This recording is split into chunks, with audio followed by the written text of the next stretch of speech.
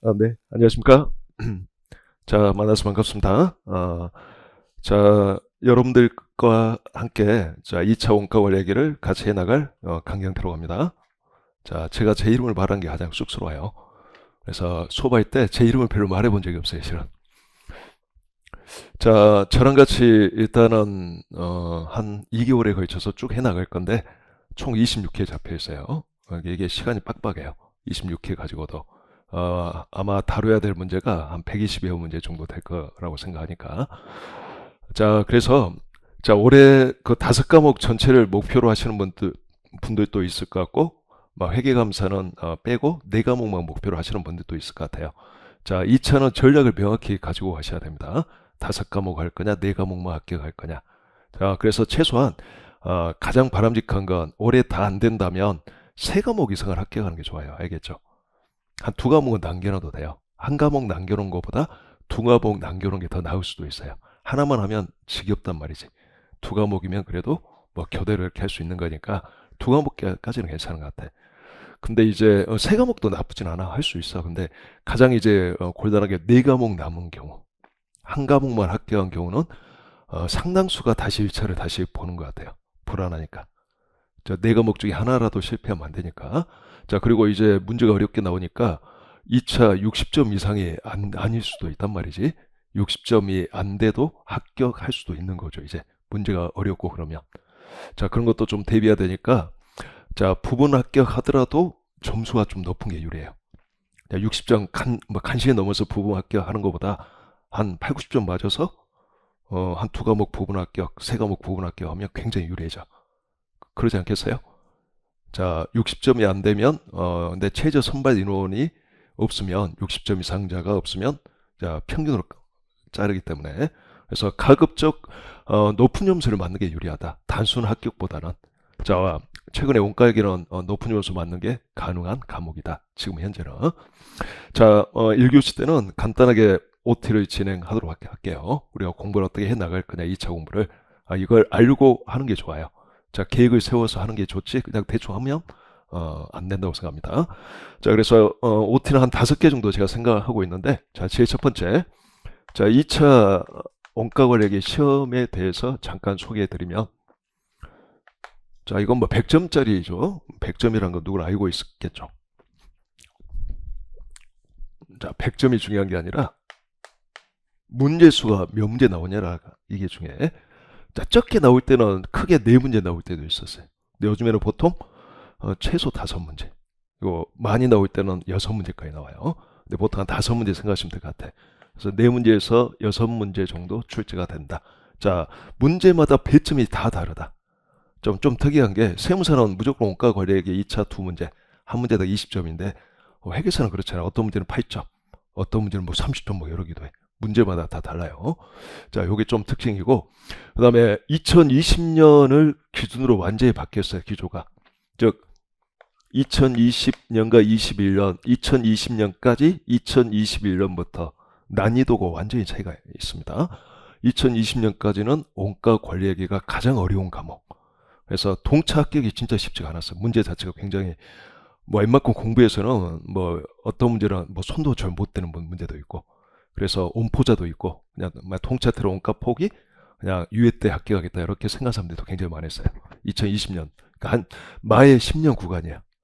뭐 어떻게 보면 마의 20년 구간이지. 2010년 이전에도 어려웠으니까 쉽진 않았으니까 근데 굉장히 어려웠을 때는 자, 근데 이제 금융감독원에서 원가는 좀 쉽게 내라. 그래서 요 제안을 원가 관리에게 출제 교수님들은 충실하게 받아들여서 2021년도부터는 난이도가 완전히 급감. 제가 보기에는 진짜 체감할 만큼 완전히 떨어져 버렸어요. 그래서 지금은 가장 쉬운 과목 중에 하나예요. 그래서 어느 정도냐면 2022년하고 2023년도에는 5과목 중에 평균이 가장 높아서 원가가 가장 쉬웠다는 거지. 작년에는 어땠냐면 재무관리가 평균을 가장 높았어. 원가는 한 전체 평균이 한 57점 약간 넘는 수준으로 2등했고 합격자들 평균은 73점으로 1등이야 또. 원가 얘기는 이게 잘 맞으면 고득점이고 못 맞으면 좀 점수가 안 나오고 왜냐면 뭐 하나 잘못 구하면 영향을 많이 미쳐버리니까 전체적으로 그 문제 전체적으로. 그러니까 기본적인 거 실수해버리면 치명적인 감옥이 원가인 거지. 그런 측면에서 합격생 평균이 가장 높았고 전체 평균은 2등 했어요. 그러니까 쉬웠단 말이지. 자, 작년에 문제를 보면 어떤 느낌이냐면 문제 자체는 되게 평이했어요. 근데 시간이 좀 부족했을 것 같아. 왜냐면 5문제인데 문항수가 엄청 많아, 엄청. 과연 2시간 동안에 이걸 읽고 제대로 풀 수 있을까 싶을 만큼 문항수가 굉장히 많은 거지. 그러니까 빨리빨리 푸는 게 중요해, 이제부터는. 빨리빨리 푸는 이 훈련이 되어 있어야 돼. 답을 빨리빨리 도출하는 훈련이 되어 있어야 되고, 특히 또 한 번 바뀐 게 2023년 기준으로 해서 뭔가 또 바뀐 게 있어요. 자, 2023년도에 자, 감사원에서 공인해서 시험 감사를 했단 말이지. 그래서 지적을 했어. 이거 채점 기준 같은 거에 이제 언급되어진 거지. 그래서 예전에는 자, 과목별 형평성과 밸런스를 위해서 부분 점수를 많이 줬어요. 부분 점수란 건 답이 틀렸는데 과정이 괜찮으면 점수를 많이 부여해줬다는 거예요. 과정을 가지고 채점을 했어, 과정. 그러니까 쉽게 말해서 답은 틀려도 과정만 잘 적어도 합격이 가능했어요. 답은 뭐 거의 다 틀려도 과정이 충분히 괜찮으면. 근데 그러지 말아라라는 약간 그런 공고가 있어서 2023년도부터서는 이제 세무사 2차하고 똑같아진 것 같아, 제가 보기에는. 원가 관리계가 과정보다 이제 뭐가 중요하냐면 답을 맞추는 게 중요해. 자, 예전에는 답이 중요한 게 아니라 내용이 중요했어, 이 과정이. 그래서 이 과정을 충분하게 적어줄 필요가 있는데 지금은 과정은 조금은 대충 적어도 될 것 같아, 이제. 그러니까 이제 문제에 따라 달려. 어떤 물음은 답 가지고 채점하는 물음이 있을 것 같고, 어떤 물음은 과정이 여전히 중요한 물음도 있어요. 예를 들어서 뭐 DOL을 이용해서 자, 변화 후 영업이익을 계산하는 과정을 보이시오. 이런 것은 과정을 보겠다는 거지, 답이 아니라. 그런 건 이제 과정을 잘 적어줘야 되고, 그런 게 아니고 뭘 구하시오. 이런 건 답이 중요한 거예요, 이제. 그래서 예전처럼 이제 과정을 너무 적는데 시간을 많이 들이면 안 돼요. 이제 답 가지고 좀 하다 보니까 문항수도 많이 늘어나고. 그러니까 예전처럼 과정을 다 적으려면 아마 시간이 부족할 것 같아. 그러니까 과정은 적당히 좀 뭉개고, 과정 즉 뭐뭐 계산하시고 뭐뭐 구하시오면 답 가지고 채점한다고 보고, 과정은 좀 심플하게 적고. 뭔말 이해됐죠? 근데 뭐 과정을 보이시는 건 이제 과정이 좀 필요하니까 적어주고. 이런 약간 좀 밸런스, 약간 좀 여러분들이 그런 생각을 가지고 적절한 균형감을 갖고 문제에 임하셔야 됩니다. 예전하고 완전히 달라졌어, 채점 기준이. 2023년 이후로 달라졌다는 거. 자, 이렇게 크게 3번의 변곡점이 있었다, 이렇게 알아두시기 바라고. 자, 이제 두 번째, 출제 경향에 대해서 좀 언급드리면, 뭐 원가와 관리에게 요 비중이 뭐 대략 4대 6인 것 같아요. 4대 6. 근데 이게 뭐 정확하진 않아요. 자, 어떤 교수님은 예를 들어 뭐 변동원가 계산을 관리계로 생각하는 교수님도 있어. 뭐 심지어 어떤 교수님마다 약간 주관이 좀 달라. 뭐가 원가액의 범위고 뭐가 관리액의 범위인지 명확하지가 않아. 재무회계랑 달리, 세법 이런 거랑 달리 규정이 없기 때문에. 자, 그랬으니까 교수님마다 약간 주관적인 게 다르니까 본인은 그냥 변동원가 계산 문제인데 관리계로 생각하고 냈을 수도 있어요. 그러면 그 해는 원가액 비중이 확 올라가는 거고, 좀 아따리 갔다리 합니다. 그러니까 이게 일반적으로 이렇다는 거지, 이거 너무 막 맹신해서는 안 됩니다. 자, 그 다음에 자, 두 번째, 이제 소수형이 나오냐 안 나오냐, 2차 공부할 때. 1차는 한 문제 나올까 말까 하죠. 나오기도 하고 안 나오기도 하고. 자, 2차는 소수형이 꽤 나와. 이게 10점에서 2022년 같은 경우는 30점 가까이 나와버렸어. 그 아주 특이하게 보통 10점 정도 나온다고 생각해야 되는데 30점 가까이 나온 적도 있어요. 2022년도 같은 경우에는. 그러니까 보통 10점이라고 생각하세요. 여기에 약간 쿠션 역할을 하는 거야. 어떤 쿠션 역할을 하냐면 과목별 밸런스를 약간 맞추는 역할을 해주는 것 같아. 왜냐면 원가액이 너무 어려워서 60점 이상자가 너무 좁거나 또 너무 쉬워서 너무 많으면 좀 곤란하잖아, 이게. 약간의 과목, 약간 밸런스가 좀 필요하단 말이야, 회계사나 부문학교 때문에. 그래서 어쩔 수 없이 소수형을 꾸준하게 내고 이 소수형 가지고 약간 밸런스를 좀 맞추는 경향.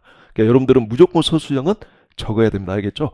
빈칸으로 남겨놓으면 점수를 주고 싶어도 어렵게 내서 소수형에서 좀 점수를 많이 주고 싶어해. 너무 이 60점 이상자가 적어서. 근데 하나도 안 적으면 어떻게 될까? 주고 싶어도 못 줄 수가 없어요. 빵점. 뭐라도 적으면 근거가 있으니까 좀 준단 말이야. 확 해줄 수도 있어. 어렵게 나오면. 그러니까 소수형 무조건 적어야 돼. 뭘 물어본지도 몰라도 적어야 돼. 알겠죠? 그냥 억지로도 적어야 돼. 뭐 이런 거 적지 말고 교수님 수고하셨습니다 이런 거 적지 말고. 그건 감점이야. 그런 거 적으면 그냥 원가 거래의 내용을 적으라는 거죠. 아무거나 뭐 그게 필요한 것 같아. 자, 그다음에 최근에 이제 물론 예전부터 그랬었지만 최근에 좀 더 두드러진 게 이 종합 문제가 좀 문제가 좀 쉬워지면서 종합 문제가 좀 늘어난 것 같아요. 오히려 종합 문제라는 것은 여러 장에 걸친 문제예요. 원가액의 장도 있고 관리액의 장도 있고 막 막 3장, 4장, 막 17장, 막 15장 막 이게 섞여 있어. 막 여러 장들이 막 이렇게 종합 문제가 최소한 두 문제 가까이 나오는 것 같아. 한 문제에서 두 문제인데 이게 대부분 점수가 많아요. 점수가 많아서 종합 문제가 아무리 적게 잡아도 30점에서 뭐 60점까지 되기도 해. 종합 문제가. 그러니까 이제 원가액의 뭐 관리액의 어떤 한 장에 해당되는 문제가 아니라 여러 장에 걸친 문제, 한 네 다섯 장에 걸친 문제들이 나온다는 거지. 종합 문제가. 그러니까 약간의 이런 좀 대비를 해둬야 되고, 그다음에 문제가 어렵진 않아요. 과거에 비하면 기본에다가 약간 심화, 기본에다 응용. 오히려 기본에 철저한 게 점수를 많이 맞을 거라고 생각합니다. 자, 일단 출제 기간은 이렇고, 그다음 이제 세 번째, 그러면 이제 공부 방법을 어떻게 가지고 갈 거냐? 2차 공부 방법. 자, 첫 번째, 저는 이렇게 하기를 강력히 권해. 여러분들 대부분 오후 수업은 없죠? 많아요? 하루 8시간이에요? 거의? 그러면 좀 곤란한데. 내가 생각하는 방법이. 자, 일단은 2차 강의는 복습보다 예습이 중요해요. 여러분들 웬만큼 공부가 되어 있는 상황이기 때문에 전혀 모르질 않잖아. 그러니까 예습하고 수업 시간에 복습한다는 마음으로 공부하는 게 훨씬 좋아. 예습할 때 그냥 하는 게 아니라 표시하면서 이론이 됐건 문제가 됐건 나중에 시간이 부족하기 때문에 다시 봐야 될 거 안 봐도 될 것 같아 좀 구분해 놔야 돼 미리미리. 그래서 제가 생각하는 게 뭐 GMB 방식 알죠?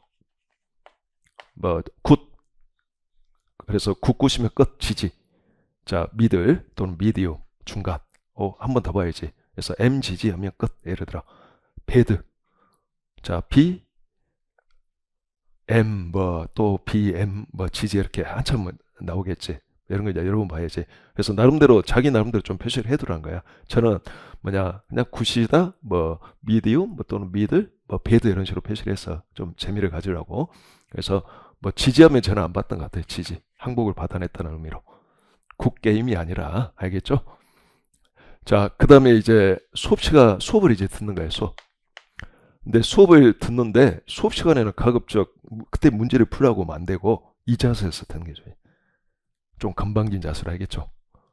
이렇게 제 말과 제 이렇게 풀어주는 이 시각과 청각을 동원해서 시험장에서도 기억이 나고, 그다음에 예습해갖고 들었기 때문에 자기가 부족한 거, 그다음에 수업 들을 때 이걸 잘 들어야 돼요. 제가 어떻게 이 문장을 해석하는지, 자료를 어떻게 검색하는지, 그다음에 이 문제를 어떻게 구조를 파악하고 있는지, 그다음에 풀이를 어떻게 가지고 가는지. 이 풀이를 시험장에 다 적을 필요는 없지만 이 과정은 있어야 되잖아. 계산기로만 어떻게 풀더라도 과정은 일정한 과정이 있어야 되니까, 그래야지 빨리빨리 풀 수 있으니까. 그래서 저 문제 구조, 그다음에 문장 해석, 풀이하는 틀 이런 것들을 수업 시간에 충분하게 눈과 귀로 듣는 거지. 이게 중요하다고 봐. 자, 그리고 이때 이제 대부분 많이 복습이 되어질 거고, 자, 이제 끝나고 나서 복습은 아주 간단히 마세요. 간단히 수업 시간에 이렇게 체크해 놓은 거 위주로만. 또 예습하는 게 더 나아. 차라리 한 번 보고 끝날 게 아니니까 한 번 보고 절대 하기 못해. 어쨌든 이런 식으로 GMB 방식을 이렇게 줄여서 최종적으로 여러 번 봐야 된단 말이야. 나중에는 뺑뺑이로 돌려야 된단 말이야. 지금 바로 안 되겠지만 이래독이 중요해. 이래독 때 딱 제대로 해놓고 이제 줄여서 막 뺑뺑이를 돌리는 느낌으로 이렇게 나중에 정리하는 게 중요해요. 자, 만약에 이제 올해 목표가 아니라 내년이 목표다 그러면 좀 더 차분하게 공부를 하시고, 무슨 말인지 알죠? 좀 더 느긋하게. 그러니까 이런 식으로 예습하다가 좀 어려운 장, 막히는 장이 있으면 그건 기본서도 보는 거야. 한번 예습하기 전에 기본서 한번 보고 또 예습하고, 이렇게 좀 더 여유를 가지고 따라올 필요가 있고, 그다음에 올해 통찰을 역시 노리는 사람도 마찬가지예요. 제가 약한데 굳이 2차 가지고 붙잡고 있으면 안 돼. 그때는 기본서를 차라리 한 번 더 후퇴해서 언능 예습하기 전에 좀 보는 게 좋아요. 기본이 중요하니까 기본서를 빠르게 한번 이래도 가고 또 예습하고 따라오는 게 좋아. 차라리. 뭔 말 이해됐죠? 예습 문제를 좀 덜 풀더라도 차라리 그런 게 더 낫습니다. 자, 이게 일단은 주의해 보이고, 그 다음에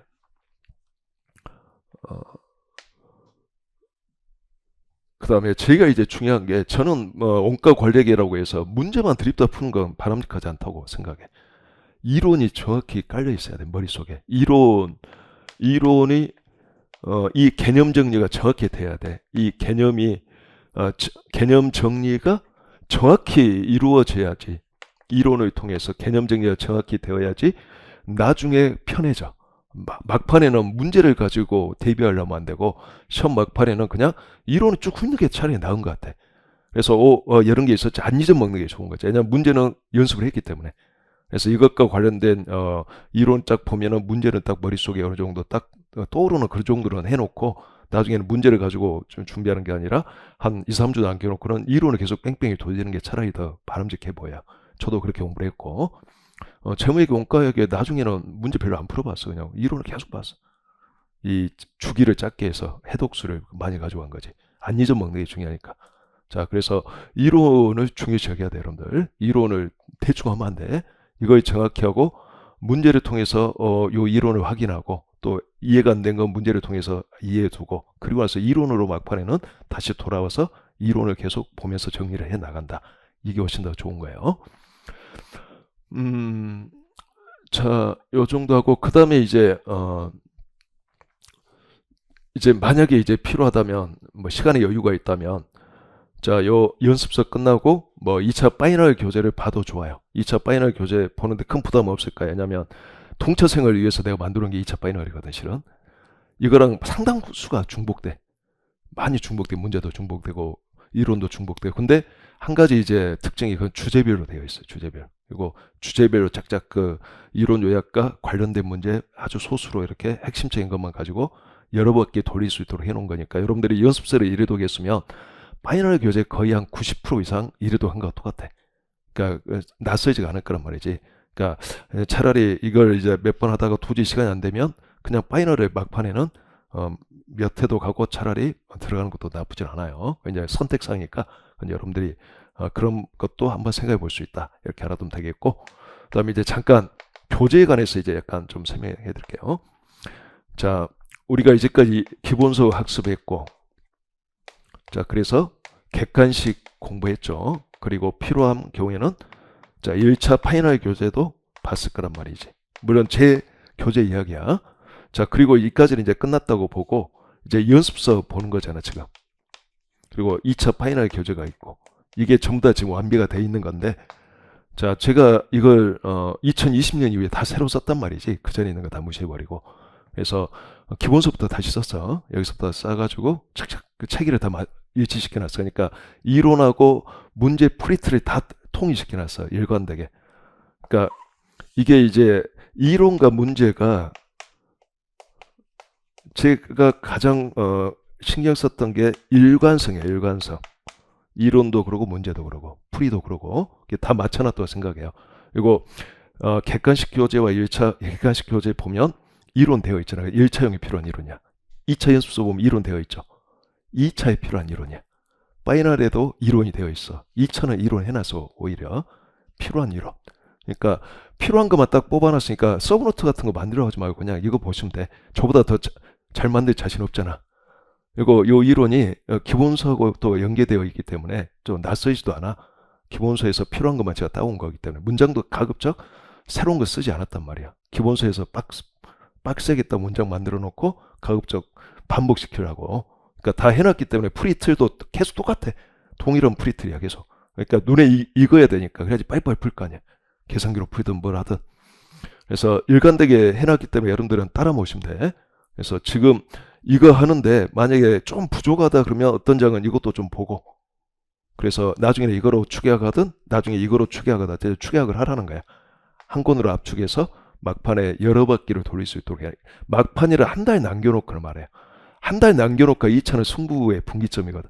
그 전까지 시간이 없기 때문에 동차 때는 한 달 이전에 한 달 동안에 볼 양을 정해놓는 거야. 그리고 한 달 동안에 딱 정해놓은 걸 반복해서 어떻게 해야 되겠다 이걸 정해놓고 이걸 반복해서 들어가는 거야. 이때 해독수가 중요해. 이때. 이 전에는 해독수 별로 안 중요한 것 같아.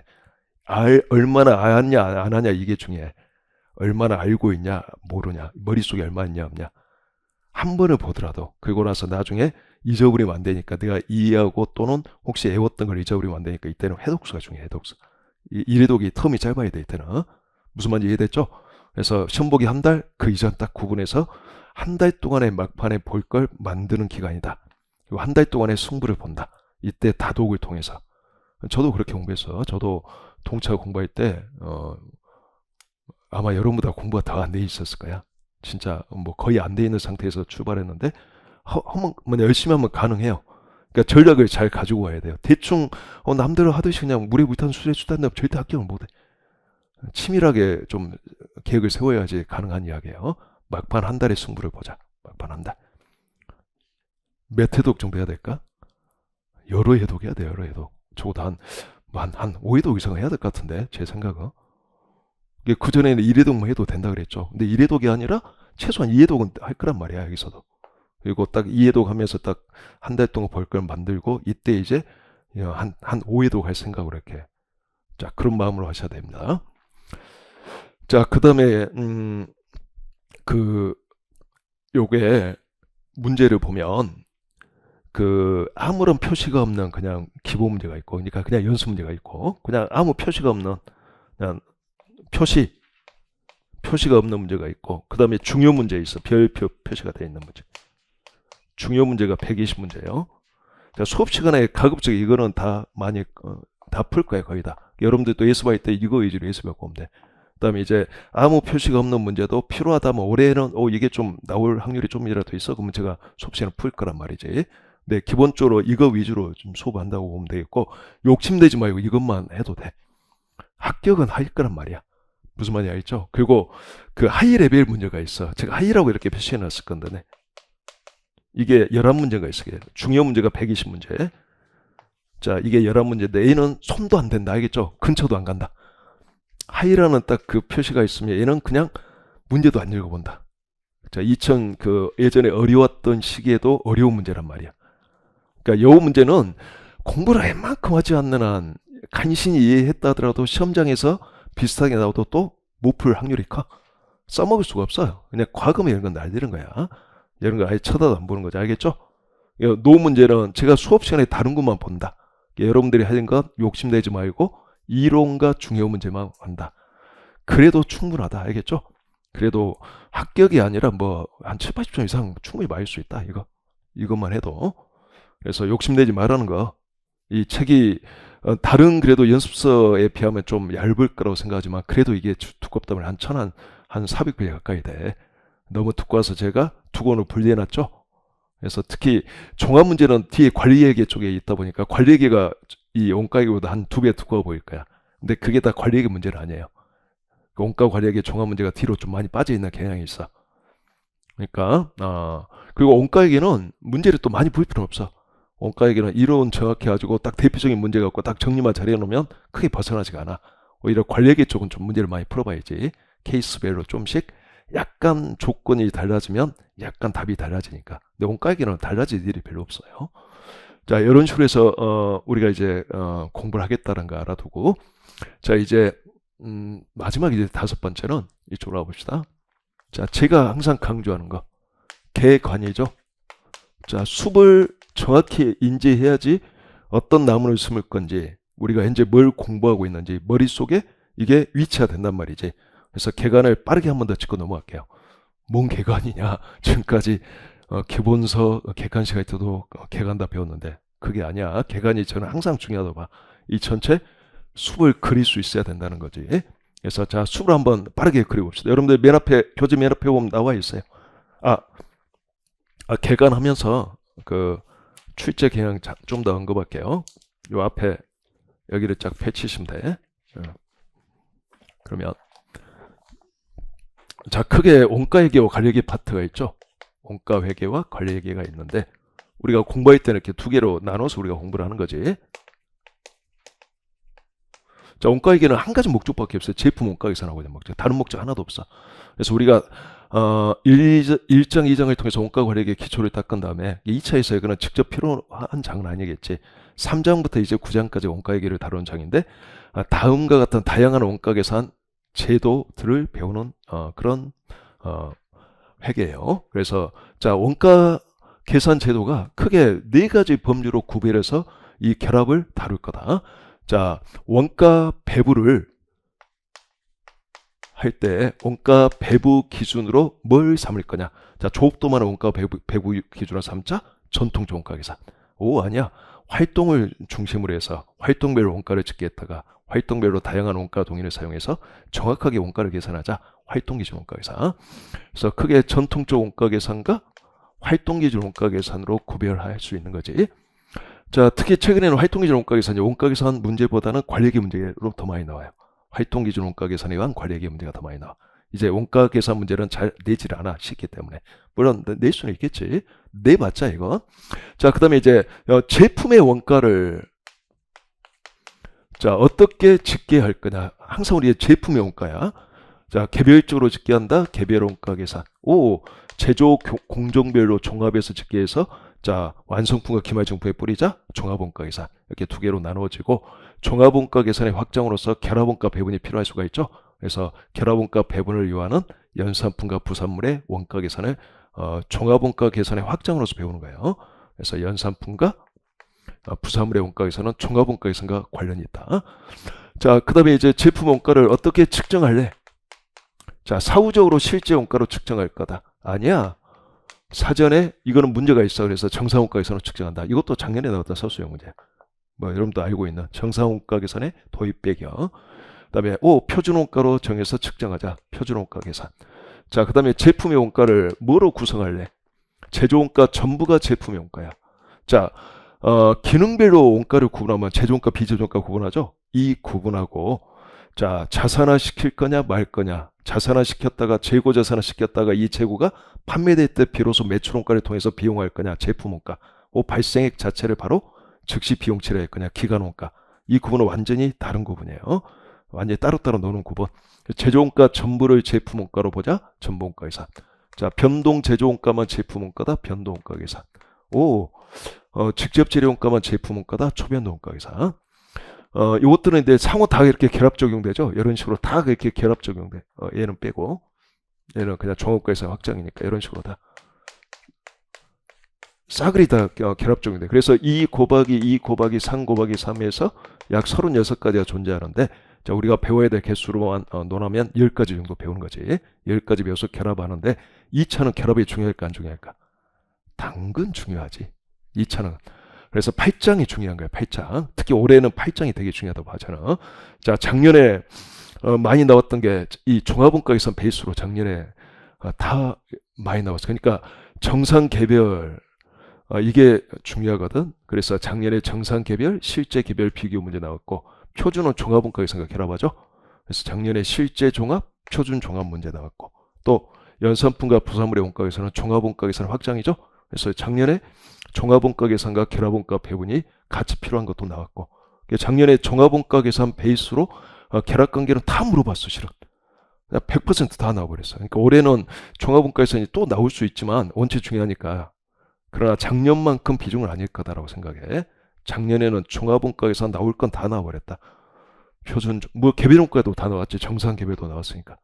자, 작년에 이제 주로 안 다뤘던 게 이쪽을 좀 안 다뤘어. 요건 언제 다뤘냐? 2023년도에 다뤘어. 2023년도에 중요하게 다루고 작년에 그러니까 이제 좀 덜 다루고 거의 안 다루고 종합원가 계산 베이스로 다루고 물론 개별원가 계산도 나왔지. 이게 작년에 이거 빼고 다 물어본 거지. 작년에는 변동과 초변동 원가 계산 안 물어봤다는 거지. 잘. 그러니까 이제 올해는 어쨌든 이건 2차에 중요한 거니까 이걸 좀 신경 써야 돼요. 개념적으로. 자, 그 다음에 이제 원가에게는 과거 원가다 보니까 관리에게서 필요로 하는 미래 원가를 알기 위해서 원가 함수를 추정할 필요가 있죠. 그래서 원가 함수 추정. 자, 원가 추정을 우리가 징검다리 삼아서 이제 관리에게로 갑니다.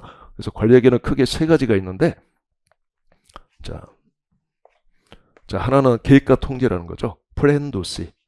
자, 계획과 통제. 또 하나는 의사결정. 여기까지가 전통적 관리에게죠. 그래서 이 전통적 관리가 중요한 거예요. 그 다음에 전략적 관리에게. 자, 전략적 관리에게는 작년에 나온 다음에 1순위가 품질원가야 했는데 역시 품질원가 나왔어. 올해는 이제 제약이론이 좀 중요해 보여. 항상 품질원가하고 제약이론이 양대의 축인데 최근에는 품질원가 나왔고 제약이론은 또 좀 나온 지가 좀 됐으니까 2018년이가 나오고 안 나왔으니까 이제 이게 좀 더 중요해 보여. 그래서 자, 전략적 관리가 이렇게 세 가지 주제가 있는데, 자, 이거는 이제 또 플랜 두 C로 우리가 구별하죠. 플랜. 실행에 옮긴다, 계획 세운다, 실행에 옮긴다, 성과를 평가한다. 플랜 두 C. 자, 플랜과 관련해서 우리는 두 가지 이론이 있어요. 바로 CVP 분석. 자, 단기 이익에 관한 계획 수립에 필요한 구조를 우리가 익히는 거야. 그 다음에 종합 예산이라는 걸 토대로 자, 기업 전체의 계획을 세우는 거. 자, 최근에 2년 동안에 어떤 교수님이 이 종합예산 베이스로 확장된 문제를 많이 내고 있어요. 종합예산 베이스로 자료를 주고 종합예산 일부 물어보고 이것과 연계해서 원가회계 관리계를 막 물어보고 있어. 2023년, 2024년 연속 나왔어 이게. 종합예산 베이스 문제가 있다는 거지, 종합 문제가. 그래서 어쨌든 요 두 가지 CV 분석이 2023년도에는 가장 어려운 문제로 나왔는데 작년에는 아예 안 나와버렸어. 이 말은 이제 올해 이제 이게 또 나올 확률이 좀 높아. 원체 중요하니까 CV 분석은 이런 식으로 약간 좀 징검다리 약간 느낌이나 아니면 한 2년 텀으로 이렇게 출제가 된다거나. 그래서 자, 이걸 이제 계획으로 세우고 이거는 특별한 이론 없어요. 이거는 이제 책임 회계와 성과 평가라고 하여 전통적인 성과 평가를 배우죠. 그래서 책임 중심점, 자, 원가, 이익, 투자 중심점으로 구분해서 성과 평가하는 거. 작년에 주된 내용. 재작년에도 나왔어. 근데 이것도 이게 이 책임회계 성과평가가 그동안에 2차에서 좀 소홀히 됐던 부분이야. 실은 이게 문제가 좀 쉽거든. 나오면 제가 이게 어려운 게 아니라 쉬운 쪽이다 보니까 그 전에는 좀 문제를 어렵게 내려고 하다 보니까 잘 안 내다가 최근에 이제 좀 쉽게 내야 되니까 2023년도에도 나오고 작년에는 문제 5번 같은 경우에는 진짜 기본 문제가 나와버렸단 말이지. RY, RI 준체적화 현상 다루는 문제. 자, 그런 거 이제 분점수가 중요해요. 그런 거 그냥 뭐 어서옵쇼 하면 되는 문제. 8점밖에 안 됐지만 그것뿐만이 아니라 중간중간에 이익 중심점 또 이런 성과평가 다루기도 했다는 거. 원가 중심점. 그러니까 2년 연속 여기서 좀 나왔어요. 2년 연속. 자, 그 다음에 이제 의사결정으로 가면 의사결정을 이제 자, 확실성화 의사결정. 즉 의사결정에 필요한 요소를 다 확실하게 주고 자, 불확실성화 확률을 제시해주고 일단 크게 두 부분으로 구별을 해줘야 돼요. 자, 불확실이 최근에 잘 안 나왔어. 확실만 나왔고. 근데 불확실이 회계사는 전통적으로 한 4년에 한 번씩 꼭 나온단 말이에요. 이게 4, 5년에 한 번씩은 꼭 주요 주제로 꼭 다루어지니까 요걸 좀 먼저 좀 공부를 해둬야 되겠고, 확실성 의사결정은 또 단기 의사결정, 장기 의사결정. 자, 의사결정의 효과가 1년 이내 다 끝나서 화폐 시험 가치를 고려하지 않아도 되느냐? 회계 이익만 가지고 의사결정할 거냐? 1년 초과해서 화폐 시험 가치가 중요하고, 자, 자본예산 모형 4가지 중에 뭐 가지고 의사결정할래? 기준도 다양하고. 자, 이렇게 두 가지 구분으로 나눠지죠. 자, 가장 중요한 게 요 단기 의사결정이죠. 그래서 단기 의사결정의 대표적인 형태, 뭐 특별주문. 이거는 뭐 매년 한 번씩 막 등장하는 거고. 부품의 자가제조 외부 고입, 그 다음에 보조분의 유지 또는 폐쇄, 제품 라인의 유지 또는 폐쇄, 그 다음에 제한된 자원의 사용. 얘는 단골 메뉴. 해마다 안 나올 때가 없을 만큼 무조건 나온다라고 보셔도 되고. 그래서 단기 의사결정이 가장 중요한 게 어쨌든 이것들이에요. 이것들은 그리고 단독으로도 나오지만 다른 거하고 막 결합해서 종합 문제로도 계속 나와. 이것들은 종합원가 계산 문제가 나오면서 이 단기 의사결정 물어보고 온단 말이에요. 종합원가 계산과 단기 의사결정 같이 나오기도 하고. 뭔 말 이해됐죠? 그러고 보니까 자료 하나가 아직 또 하나 보낸 게 더 있는데 아직 없네. 나도 깜빡 있었네. 좀 이따 체크해 볼게요. 그다음에 이제 장기 의사결정에 가장 한동 회계사 2차 시험에서 가장 어떻게 보면 박탈감을 느꼈던 부분이야. 거의 출제를 안 하고 있다가 20년 동안 거의 안 하고 있다가 최근 5년 동안 한 2번 나왔어 이거. 그러니까 작년 2023년도에 더 나왔죠. 그러니까 자본예산도 이제 전혀 안 할 수는 없단 말이지. 이게 재무관리랑 좀 겹치다 보니까 그동안에 우리 원가 관리에게는 거의 출제를 안 했었는데 최근에 이제 뭐 겹치더라도 관점이 다르니까 한단 말이지. 그래서 2023년도에도 나왔어요. 이 자본예산이. 그래서 이것도 기본적인 건 좀 알아야 될 것 같아. 이거 최근에 세무사 시험에서도 이게 좀 나온단 말이야. 이상해졌어 흐름이. 세무사 시험에서는 아예 안 나왔던 부분이거든 거의. 근데 작년에도 여기에서 배우는 현금 흐름하고 그다음에 발생주의, 이익하고 이 전환을 할 수 있어야지 답을 도출하는 문제도 나왔고. 그래서 여러분들이 현금 흐름하고 이 영업이익 간의 관계를 명확히 인지하고 있어야 돼. 그래서 양쪽의 전환은 자유롭게 좀 가능해야 돼요. 그거는 꼭 자본에서 문제가 아니더라도 다른 거 물어보면서도 물어볼 수 있기 때문에, 그래서 그런 건 좀 기초를 좀 닦아두도록 합시다. 수업 시간에 제가 알려줄 거니까. 그래서 중요하지는 않지만 나온다, 나왔다, 최근에 한 2번 나왔다, 이렇게 알아두면 되겠어. 최근 4년 동안 한 2번 나왔으니까 꽤 나왔지. 그다음에 불확실성 의사결정, 뭐 EVSI 뭐 가끔 한 번씩 나와요. 안 나오겠지 하고 잊어버릴 만하면 꼭 한 번씩 나와. 4, 5년에 한 번씩. EVSI 나오면 어서 없이 하면 되는 거야. 알겠죠? EVPI, EVSI 성과표 작성하고 하는 것들. 그래서 기본적으로 이건 딱 정해져 있기 때문에 그냥 나오면 다뤄주면 되겠고, 그다음에 이제 요게 이제 결합해서 나오는 게, 자, 대체 가격 결정이죠. 자, 성과 평가도 필요하고, 그다음에 기업 전체 관점에서 대체 여부 의사 결정도 필요해. 자, 대체 가격 결정은 2차 주제에서 매우 중요한 부분이다. 자, 요거는 이 단독으로도 나오지만 심지어 이 연산품과 부산물의 원가 계산하고도 결합해서 막 나오고, 이게 원가회계 쪽에서도 막 결합해서 많이 나와. 상상이 안 가죠? 그러니까 대체 가격 결정은 단기 의사 결정 당연히 뭐 결합해서 나오고, 이 종합 원가 계산과도 결합해서 나올 수도 있고, 막 이것저것 막 섞여서 나올 수 있어. 그래서 대체 가격은 철저하게 그 몇 가지 아주 개념이 단순해. 어떻게 보면 몇 가지 개념을 철저하게 가지고 뭐랑 결합해서 나오든 다 구할 수 있도록 해놔야 돼요. 자, 작년에 안 나왔기 때문에 유력한 것 중에 하나, 이것도 대체 가격 좀 올해 좀 잘 알아둬야 돼요. 자, 여기까지 해서 이제 전통적 관리가 끝나고, 이 전략적 관리에게는, 자, 전략적 원가 관리 기와, 자, 전략적 성과 평가와 엔드 보상 2개로 구별하는데, 자, 전략적 원가 관리 기법은, 자, 핵심 주제가 원가 절감이에요. 원가를 줄이고자 하는 사고를 배우는데, 자, 총 8개 전략적 원가 관리 기법들을 통해서 배울 건데, 요 중에 3개가 중요해. 3개가 2차에서. 그 중에 특히 2개가 중요하고, 나머지 5개는 나올 수는 있어. 근데 즐겨 나오진 않는다는 거지. 자, 품질 원가 계산, 제약 이론, 목표 원가 계산, 요 정도가 2차에서는 어쨌든 중요해. 그래서 요거는 이제 그때그때 가서 이제 좀 배우도록 하는데, 과거보다는 좀 출제 비중이 좀 약해지고 있어.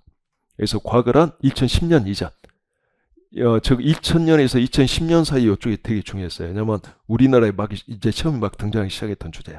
그래서 출제 교수님들이 되게 관심을 가지고 막 문제를 많이 냈어. 목표 원가 계산도 엄청 내버리고, 제약 이론도 많이 나오고.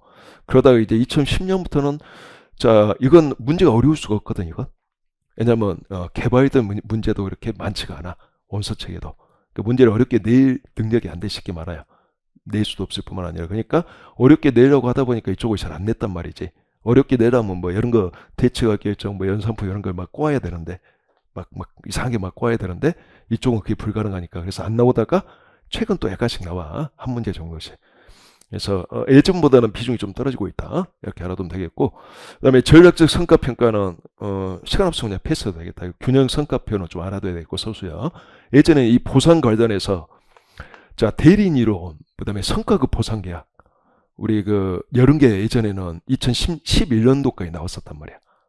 가지고 이게 모 교수님이 교재에 그 내용이 수록돼 있었고, 그 교수님께서 출제위원으로 들어가시면서 그쪽 이론을 많이 내버렸어요. 그게 원가 관리액의 이론인지는 그 당시에는 명확하지 않은 상태에서 그 책에는 있었단 말이지. 근데 이제 그 교수님이 진짜 은퇴를 하셨어. 그 당의 출제위원으로도 안 들어가시고, 물론 그 제자분들은 계시겠지.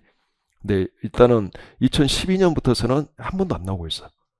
이제 출제를 안 하신다는 거지. 그러니까 이 보상은 경우에 따라 통째 때는 그냥 날려도 되겠다. 나오더라도 배점은 높지 않을 거다. 10점 뭐 이하라고 생각하니까 시간 없으면 이거 날려도 된다. 성과급 보상 계약 아마 안 나올 확률이 굉장히 높다. 그러니까 요 전략적 성과평가 보상은 균형 성과표 이빨 문제 정도 서술형 나올 수 있으니까 좀 준비해 주시고, 좀 가벼운 마음으로 나오면, 이게 둘 중에 하나지. 하려면 제대로 하고, 안 하려면 그냥 안 해버리는 거지. 균형 성과표 소수형만 좀 대비해두고 그냥 가볍게 비워버리는 거지. 하려면 깊게 하고.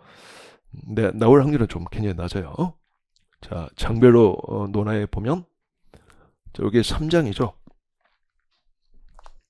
3, 4, 5장. 1, 2장 기초고, 그 다음에 여기 6장, 7장, 요거 이제 8장에서 배우고, 여기 이제 1장부터 그러니까 8장까지는 전통적 성과평가고 9장에서 이제 활동기준 원가계산이 나오는 거지. 그리고 자 6장 이전에는 실제 원가계산인 거고, 이런 식으로 생각하면 되겠어. 그러니까 요거는 1장부터 5장까지는 실제 원가계산, 이런 식으로 구성이 돼 있고, 어쨌든 이 완전한 결합관계는 8장에서 우리가 주로 다룬다. 8장에서 이 결합관계 다루는 게 올해는 많이 중요해 보인다. 그 다음에 이 관리에게는 이제 여기에 10장에서 다루고 11장, 12장 순서예요. 13장. 자, 14, 15, 16, 17 이런 식으로. 그 다음에 18, 욕 같네. 19. 그래서 19장에서 끝나는 거야. 이렇게. 그래서 뭐가 중요하다, 뭐가 안 중요하다 말하기, 원가 관리에게는 다 나올 수 있어. 뭐가 나올지 몰라 이건.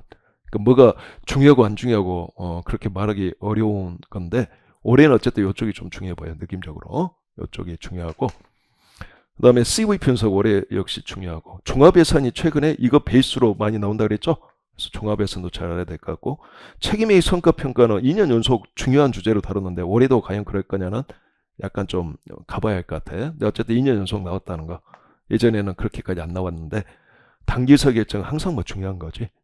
장기의사 결정도 안 나오다가 최근 2번 나왔으니까 준비를 해둬야 되겠고, 자 불확실성은 한동안 안 나왔으니까 좀 대비를 해야 되겠어요. 근데 이건 별로 양이 많지는 않아요. 대체각 결정 굉장히 중요하죠. 뭐 다 중요하대. 자 전략적 원가 관리 얘기는 8개지만 딱 엑기스 위주로만 좀 정리를 해두는 방향으로. 시험에 이건 예전보다 좀 덜 중요해졌으니까. 근데 어쨌든 이거는 8개 이론이 전부 다른 이론이야. 조금씩 다 다른 이론이니까 나오면 어쨌든 쓸 수 있도록 정리를 해둬야 되겠지. 소수형이 또 비중이 높아 이쪽은. 소수형 비중이 작년에도 소수형 비중이 높았어. 그다음에 여기 19장은 좀 가벼운 마음으로 준비를 해도 될 것 같아요. 제가 시간 봐서 보선까지 다 알려는 줄 생각을 하고 있는데, 여러분들 상황 봐가지고 뭐 유예 때는 당연히 공부를 해야겠지. 근데 동차 때는 조금 덜. 자 그러면 이제 제가 나눠준 유인물 잠깐 봐볼까요? 거기 보시면 2023년도와 2024년도 최근 2년 기출이 어떻게 됐는 것만 좀 봐봅시다. 어디서 나왔는지. 자 느낌을 좀 가지고 와야 되니까. 2023년도는 종합원가계산 그냥 쉽게 나왔어요. 종합원가계산인데 14장하고 결합해서 나왔어. 의사결정도 같이 물어봤다는 거야. 종합원가계산 문제인데, 근데 종합원가계산 자체 문제는 되게 쉬웠어. 뭐 공손 뭐 이런 거 별로 중요하지 않았고, 의사결정이 오히려 좀 더 중요했고. 그래서 25점으로 나왔지만 이건 난이도 한 중정도 됐고, 그 다음에 2번 문제는 이제 실제 원가 계산화 비교인데, 이게 이제 종합예산 베이스로 나온 거야. 종합예산 자료로 제조예산 같은 거 물어보고, 그리고 제조예산에서 생산량이 결정이 되면 그거 가지고 이제 뭐 단위당 고정제조 가지고 그런 거 계산이 가능하겠지. 그래서 전부와 변동의 실제 원가 계산과 결합해서 비교 문제. 요거는 근데 너무 쉽게 나왔어. 17점인데 난이도 하. 그냥 여러분들 웬만하면 풀 거야 이거.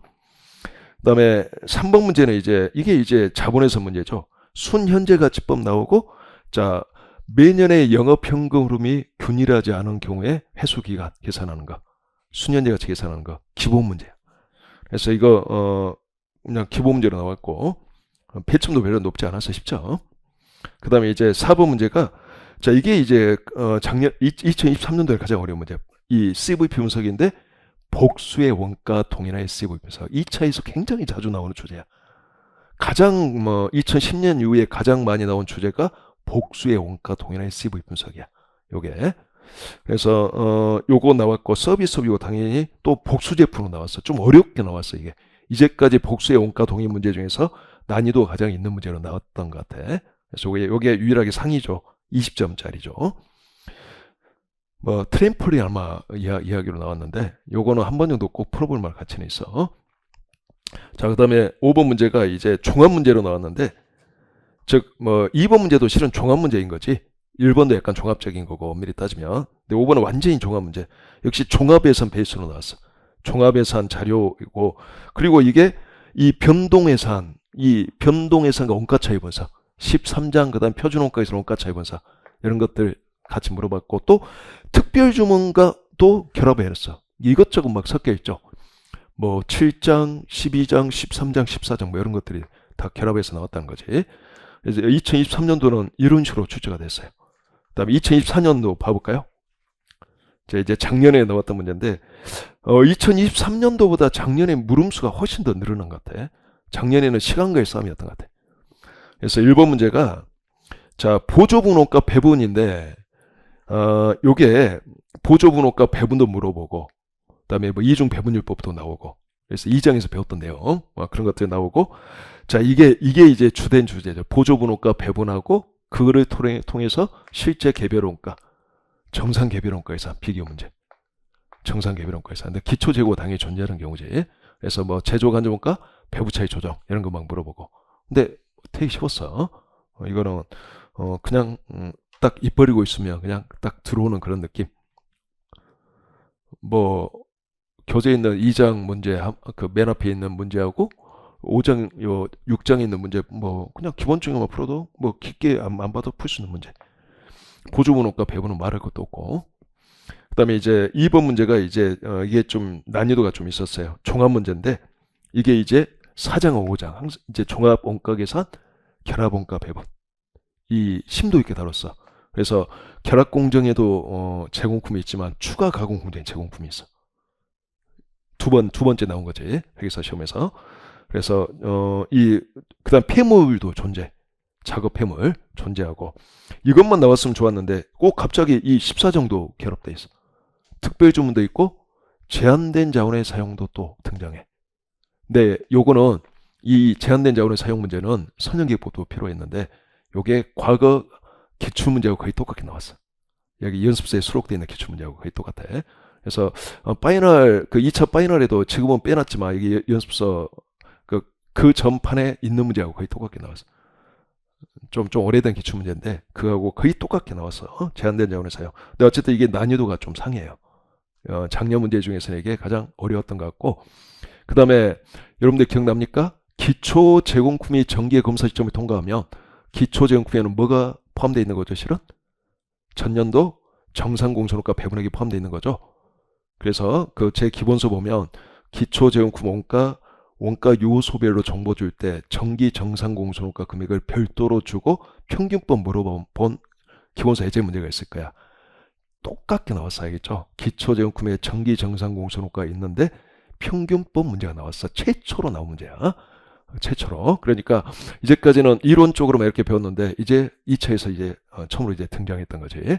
그래서 어차피 우리가 사정에서 그런 문제 어차피 매년 풀어요. 매년 풀어. 매년 푸는데 그냥 그거 풀었으면 쉽게 맞췄겠지 이거. 자 그리고 이제 3번 문제도 역시 종합 문제인데 역시 종합예산 베이스 기본 자료 깔고 종합예산에서 좀 물어볼 건 물어보고 자 이게 이제 표준 종합과 실제 종합원가에서는 비교 문제. 공손이 당연히 있는 경우에 공손이 있는데 표준 종합원가에서 실제 종합예산 비교 문제. 시간이 좀 걸리고 또 실제 종합원가에서 문제 풀 때는 검사일절 복수야. 복수의 검사일점. 뭐 2차에 뭐 그냥 기본적인 주제죠. 복수의 검사일점. 그래서 종합원가에서는 다 물어볼 거. 그다음에 이것도 물어봤어. 책임이계 성과평가에서 이익중심점, 원가중심점. 성과평가. 이거는 쉽게 나왔지. 기본적인 거. 자, 변동예산 차이 뭔지 알죠? 실제와 변동예산의 차이잖아. 그거 다 물어봤어. 변동예산 차이. 이익중심점도 물론 나왔고.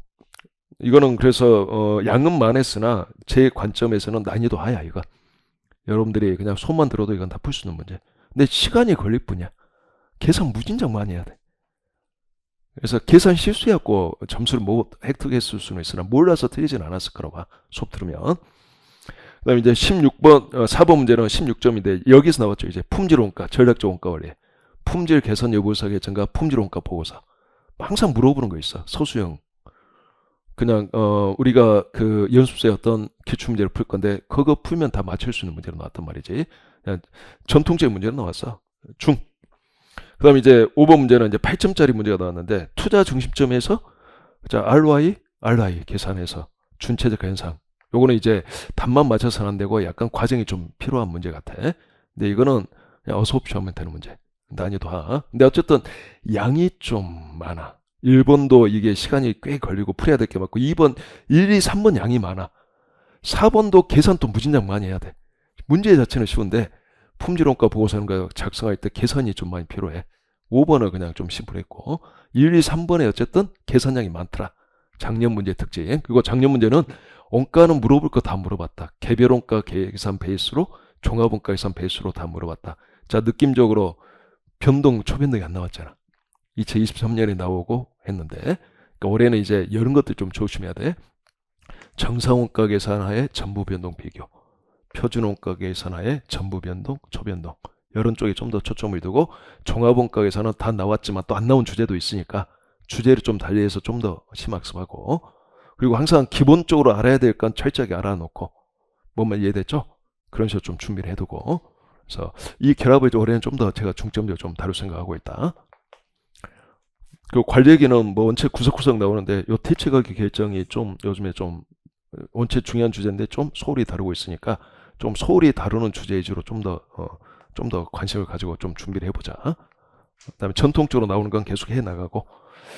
자, 대충 공부를 어떻게 해야 될 건지 약간 감이 잡히나요? 자, 그러면 1교시는 여기까지 하고 이제 2교시부터 1장 이제 곧바로 이제 들어가도록 하겠습니다.